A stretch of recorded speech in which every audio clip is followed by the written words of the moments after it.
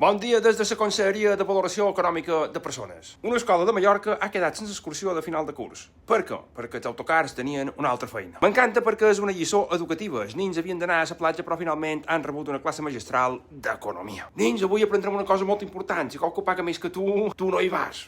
Oh? És fantàstic, perquè després diuen això és una excursió escolar. No, això és una simulació del mercat immobiliari. Jo m'imagino el responsable dels autocars. Què tenim avui? 40 nins de primària. I l'altre opció quin és? Turistes? Els nins beuen sangria? No. Han d'anar amb els turistes que fan gasto? És que hem arribat a un punt que un nen de 8 anys competeix amb un turista alemany i sempre perd. Jo m'imagino el nen arribant a casa seva. Mamà, no hem anat a la platja avui, Com així? Perquè un senyor de Dortmund necessitava veure una cala. I alerta, que no anaven a Disneyland, no era París, no era Nova York, era una excursió a la platja, a la mateixa illa on viven. També és vera que tenim tot l'any per anar a la platja, perquè putes han d'anar en l'estiu que hi van els turistes, no és vera?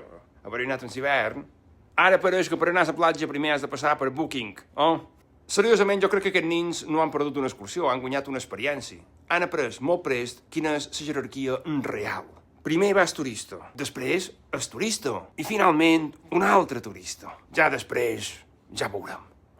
Així que no han pogut anar a la platja, però han après una lliçó molt mallorquina. Benvinguts al mercat econòmic.